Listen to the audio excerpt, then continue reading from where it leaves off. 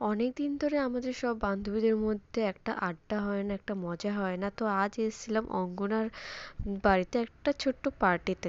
তো কি পার্টি, কি উপলক্ষে সেটা আমি তোমাদের বলতে পারবো না। তো এখানেই দেখাই চলো ওদের ঘরটা। প্রথমবার আমি ওদের ফ্ল্যাটে এসেছি, আর দেখো এত সুন্দর ওদের ঘরটা সাজানো।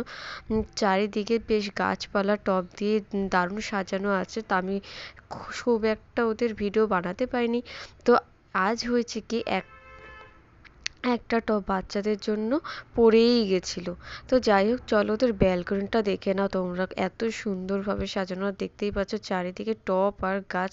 অঙ্গনা ভীষণ ভালোবাসে গাছের প্রতি, ওর ভীষণ ভালোবাসা।